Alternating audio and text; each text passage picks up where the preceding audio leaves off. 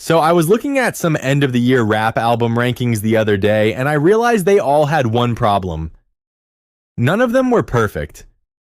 So I decided to make the perfect list, or at least my perfect list, and I already know some of you are gonna hate this list. Alright, before you click off, let's address the elephant in the room. This album is mid, at least according to y'all. The fact that Joey is my favorite rapper of all time definitely helps. But it isn't the only reason I put this here. I actually really like this album. I thought it was pretty good.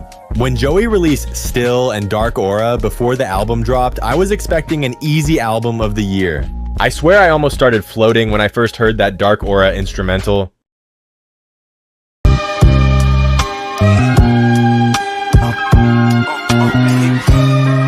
And those Rhapsody and Absol features, incredible. But then the full album dropped.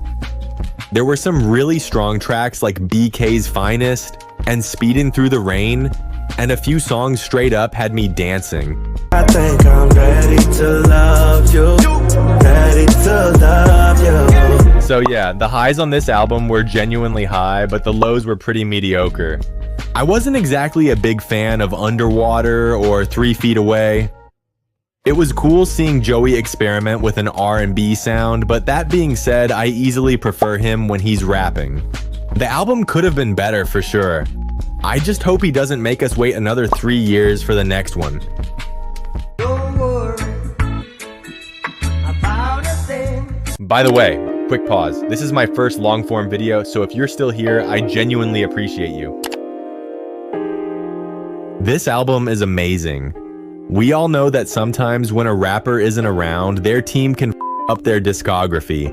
I mean, just look at some posthumous releases, or that one time Gucci Mane's team dropped like 80 albums in a year.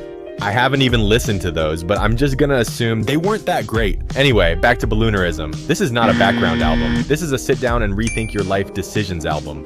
There really aren't any skips here. Besides transformations and the intro and outro, 58 minutes packed with fantastic songs. I especially loved Funny Paper's Excelsior and Rick's Piano.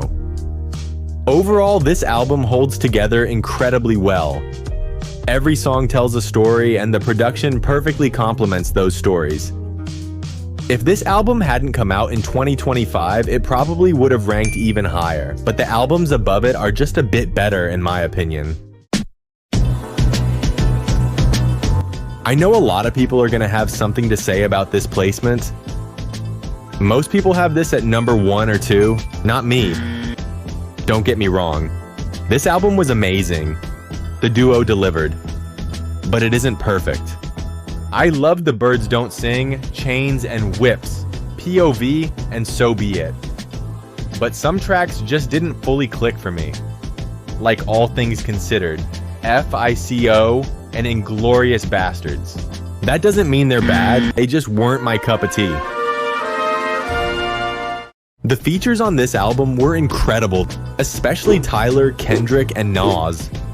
Just like Joey's album, the highs here are insane, but a few tracks don't quite reach them.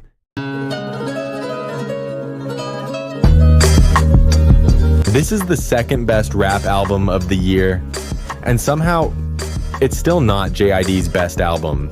But if I catch you saying God Does Like Ugly is better than the Forever Story... That's not ridiculous. That's not ridiculous to say that. Glory is easily one of the best songs of the year. And some tracks on this album were so catchy that I found myself dancing around my kitchen. Smoking and rolling the lows and highs. Me and all the bros in a stolen ride like. Is the album amazing? Yeah. Is it perfect? No. Does it have actual bad songs? No. Before we get to number 1, quick honorable mentions. Magic Alive by McKinley Dixon was fantastic. Seriously, check it out. Live Laugh Love by Earl Sweatshirt was short but very sweet. Infinite by Mobb Deep was great, and let's be honest, everyone was hoping it wouldn't mess up their legacy, because nobody wants to see a rap legend fumble their discography in 2025. Other great albums came from Nas, Conway, and Saba with No ID. Alright, now for number 1,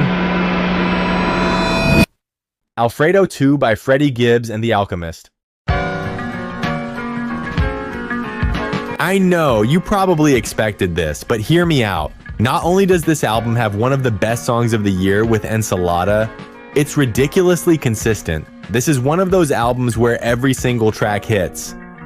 The production is insane, but that's expected when you let The Alchemist cook. And Freddie's rapping is sharp all the way through. There are only 3 features on the album, and all of them fit perfectly.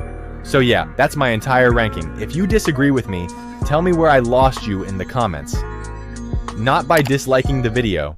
And if this video hits 15 likes, I'll do a best rap songs of 2025 ranking